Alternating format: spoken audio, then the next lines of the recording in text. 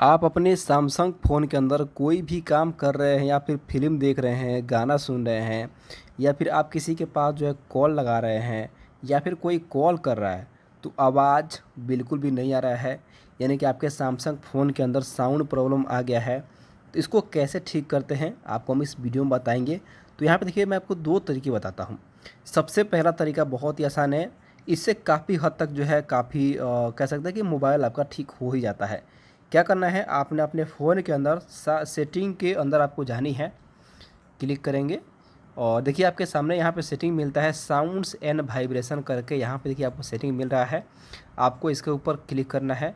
आपको इसके ऊपर क्लिक करके देखना है कि यहाँ पे ये जो फ़ोन है आपका ये साउंड में है कि नहीं है। देखिए अभी जो मेरा फ़ोन है वाइब्रेशन में है, तो इसको मैं साउंड कर लेता हूँ। ठीक है, इसके बाद आपको यहाँ पे अपना रिंगटोन देख लेनी है कि रिंगटोन में साइलेंट तो नहीं हो गया है, कोई साइलेंट भी जो है म्यूजिक तो नहीं लग गया है। इसके बाद आपको यहाँ पे सिस्टम साउंड को यहाँ पे ओपन करना है और यहाँ पर जो भी आपका सिस्टम साउंड है सबको यहाँ पे जो है आपको यहाँ पे देखिए पूरा फुल आपको कर लेनी है, बैठ जानी है। उसके बाद से आपको यहाँ पे वॉल्यूम के ऊपर क्लिक करना है और जितना भी ये वॉल्यूम दिखाई दे रहा है, चाहे नोटिफिकेशन का है, सिस्टम का है, मीडिया का है, रिंगटोन का है, आपको यहाँ पे सबको जो है पूरा फुल यहाँ पे कर लेनी है।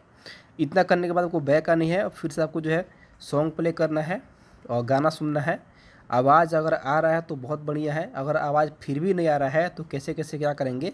अगर फिर भी आपका फ़ोन जो है सही से काम नहीं कर रहा है तो आपके अपने फ़ोन को एक बार थोड़ा सा पावर बटन को प्रेस करके और आपको अपने फ़ोन को यहाँ पर रीस्टार्ट करना है। आपको पावर ऑफ करके पावर ऑन नहीं करना है, आपको अपने फ़ोन को रीस्टार्ट कर लेना है।